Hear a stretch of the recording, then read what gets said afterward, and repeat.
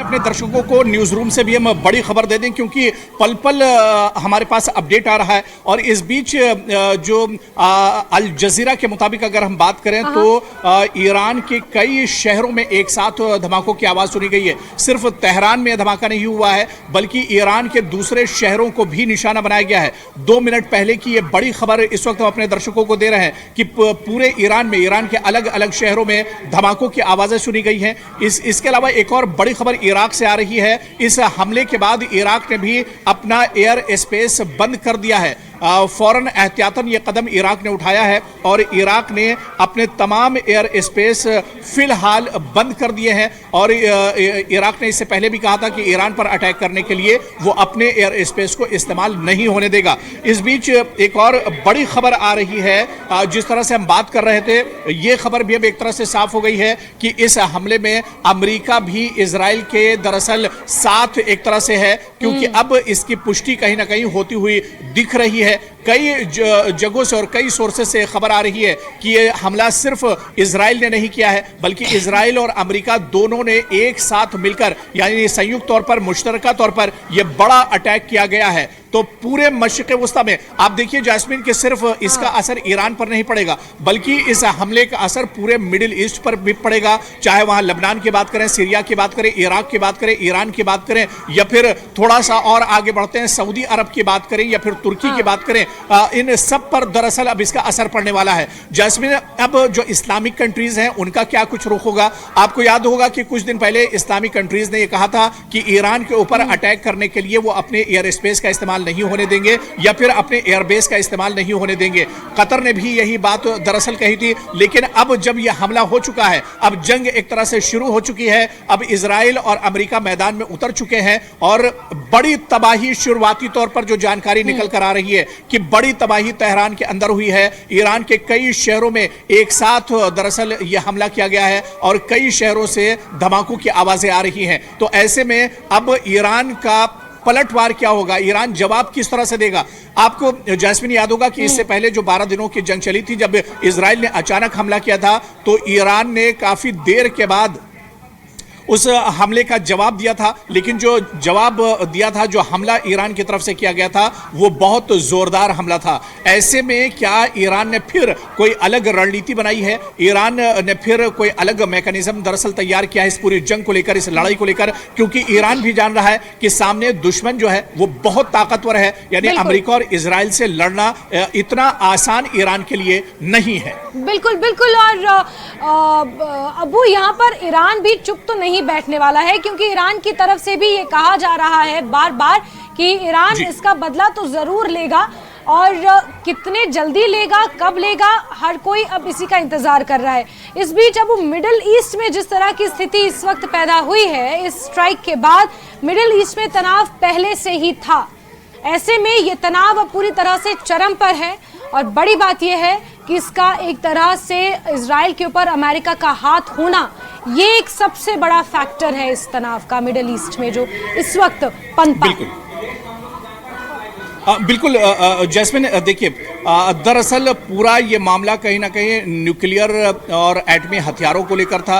Uranium जो एक तरह से पैदा कर रहा है ईरान अपने यहाँ, उसको लेकर दरअसल ये पूरी कशीदगी चल रही थी। कई बार आपने देखा कि ईरान को बैन किया गया। ईरान के ऊपर फिर से सख्तियाँ अमेरिका ने 2-3 दिन पहले जो खबर आई थी कि अमेरिका ने ईरान के ऊपर और पाबंदियाँ लगा दी हैं। तो ऐसे में जो ये पूरी लड़ाई थी दरअसल इस बात की थी कि मिडिल ईस्ट में कहीं ईरान मजबूत तो नहीं हो रहा है, कहीं ईरान अंदर ही अंदर एक तरह से एटम बम तो तैयार नहीं कर रहा है, जिसका दरअसल बार बार अमेरिका और इजराइल जिक्र कर रहे थे।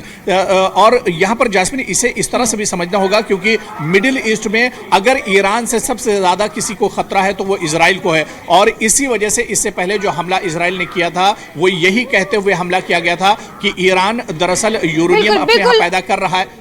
बिल्कुल अबू, मैं एक सेकंड आपको रोकती हूँ। यहाँ पर संजीव श्रीवास्तव जी हमारे साथ जुड़ चुके हैं, विदेशी मामलों के जानकार हैं। संजीव जी, मैं आपका बहुत स्वागत करती हूँ। आप कैसे इस पूरी सिचुएशन को देख रहे हैं? ये डेवलपिंग सिचुएशन है, जिस तरह से 30 लोकेशंस पर हमले किए हैं आईडीएफ ने।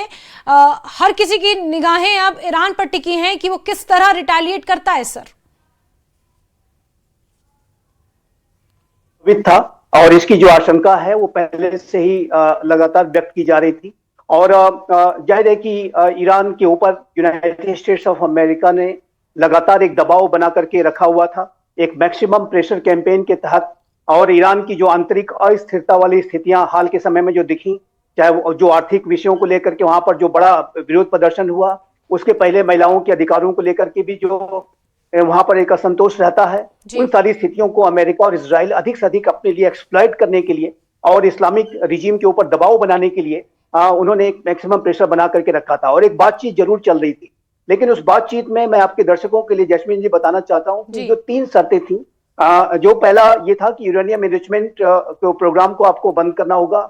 दूसरा, जो बैलिस्टिक मिसाइल के प्रोग्राम को ईरान तेज गति से आगे बढ़ा रहा था और उसकी जो रेंज वो बढ़ाने की लगातार वो प्रयास कर रहा था, उसको भी लिमिट करने की शर्त थी। और तीसरा, जो टेरर प्रॉक्सीज हैं, जो हमास, हिजबुल्लाह, हूती तथा इराक और सीरिया में ऑपरेट कर रहे छोटे बड़े जो आतंकी संगठन हैं, जिनको कि ईरान स्पॉन्सर करता है और सपोर्ट करता है, उसे भी बंद करना होगा। तो ईरान और अमेरिका तथा इजराइल के बीच में इन विषयों को लेकर के लगातार एक तनाव रहता है और बातचीत जरूर चल रही थी। ओमान उसमें मध्यस्थता कर रहा था, ओमान में भी बात हुई और जिनेवा में भी जो इनडायरेक्ट टॉक्स हुई थी, लेकिन उसमें कोई कंस्ट्रक्टिव आउटकम्स नहीं आ रहे थे। और अभी कल ही हमने देखा था कि डोनाल्ड ट्रंप ने, अमेरिका के राष्ट्रपति ने, इस बात को कहा था कि वो बहुत बातचीत के अभी तक की प्रोग्रेस से संतुष्ट नहीं है, ही इज नॉट हैप्पी। उन्होंने इस तरीके की बातें कही।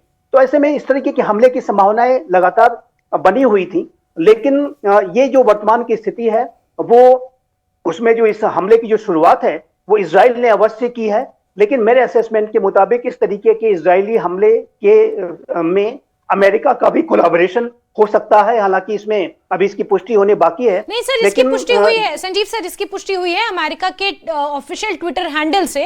अमेरिका ने ये कहा है कि America may take part in these strikes, और अमेरिका इस पर पूरी नजर बनाए हुए है। और अमेरिका ये कह रहा है कि this is a very small strike, अभी तो और कुछ होना बाकी है। ये अमेरिका की तरफ से, उनके बाकायदा जो वहां की मीडिया है उनकी तरफ से ये जानकारी आई है सर। जी, मैंने भी ये देखा है। एक किसी यूएस ऑफिशियल का एक बयान था, और जैसे कि आपने बताया कि अब एक आधिकारिक रूप से भी अमेरिका ने इसको पुष्ट किया है। तो जैसा कि मैं लगातार मैंने कह रहा था अभी सुबह से कि इसमें अमेरिका के पूरे एंगेजमेंट की संभावनाएं प्रबल दिखाई देती हैं। इजराइल स्वयं से जाकर के इतनी बड़ी कार्रवाई नहीं कर सकता, अकेले वो नहीं कर सकता। इसमें अमेरिकी कोलैबोरेशन हो सकता है और वो बात अब प्रमाणित एक तरह से हो गई है। तो ये स्पष्ट है कि ये जो पूरी स्थिति है वो आने वाले समय में एक बड़े कॉन्फ्लिक्ट में बदल सकती है। ईरान इसे रिस्पॉन्ड जरूर करेगा। ईरान अपने इस तरीके की सिचुएशन को रिस्पॉन्ड वो उनको करना ही है, क्योंकि अपनी जनता को भी दिखाना है कि वो कमजोर नहीं है। और हमने ये भी देखा था कि ईरान ने जो जून 2025 में जो 12 दिनों का कॉन्फ्लिक्ट हुआ था, उसमें ईरान ने अनेकों जो मिसाइल्स हैं वो इजराइल के ऊपर दागी थी। और लेकिन मेरे असेसमेंट के मुताबिक ईरान का जो रिस्पांस होगा वो प्रपोर्शनेट हो सकता है। वो ईरान इस बात को जानता है कि वो कोई बहुत लार्ज स्केल अगर उसने कुछ एक्शन लिया तो अमेरिका पूरी तरह से तैयार है, और अमेरिका बड़े से बड़े एक्शन। इससे हासिल क्या होगा संजीव सर, इससे हासिल क्या होगा? ये मैं आपके पास आऊंगी, लेकिन इस बीच बड़ी खबर यह है कि इजरायली मीडिया ने बहुत बड़ा दावा किया है। इजरायली मीडिया के अकॉर्डिंग ईरानी आर्मी के कमांडर इन चीफ मारे गए हैं। ये इजरायली मीडिया ने दावा किया है कि ईरानी सेना के कमांडर इन चीफ को मार गिराया गया है। ईरानी आर्मी के कमांडर इन चीफ मारे गए हैं इस स्ट्राइक में। ये इजरायली मीडिया बहुत बड़ा दावा कर रही है, हालांकि ईरान की तरफ से इसकी पुष्टि होना अभी बाकी है। और ईरानी आर्मी के कमांडर इन चीफ मारे गए हैं, इजराइल इस बात को कह रहा है। इजरायली मीडिया ने यह बहुत बड़ा दावा किया है। और इस बीच कर्नल संतपाल राघव जी हमारे साथ जुड़े हुए हैं। कर्नल साहब, आप इस सिचुएशन को कैसे देख रहे हैं? जो दावे पे दावे किए जा रहे हैं, इजराइल ये दावा कर रहा है कि ईरानी सेना के कमांडर इन चीफ मारे गए हैं, आप कैसे देख रहे हैं इसे? कहां जाती हुई दिख रही है आपको ये वॉर? जी देखिए, जो इजराइल डिफेंस फोर्सेस और रिपोर्ट्स है वो है, और जब भी स्ट्राइक थे बड़ा कैलकुलेटिव स्ट्राइक्स और पिन पॉइंटेड टारगेट्स पे उन्होंने किया था। जो इजराइल का मीडिया बोल रहा है वो 100% करेक्ट है। एक और बड़ी खबर आपको बता दें, ईरान पर हमले के बाद राष्ट्रपति डोनाल्ड ट्रंप की पहली प्रतिक्रिया, पहला रिएक्शन, अमेरिका की रक्षा के लिए ईरान पर हमला किया, ये डोनाल्ड ट्रंप ने कहा है।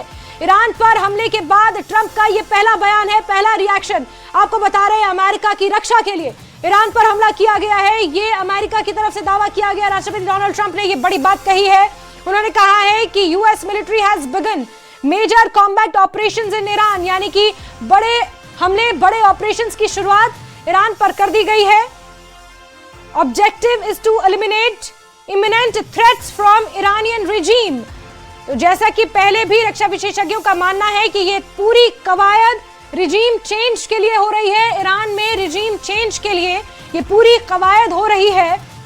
और यही बात राष्ट्रपति डोनाल्ड ट्रंप ने कही है। पहला रिएक्शन, पहली प्रतिक्रिया राष्ट्रपति डोनाल्ड ट्रंप की सामने आई है, जिसमें वो ये कहते हैं कि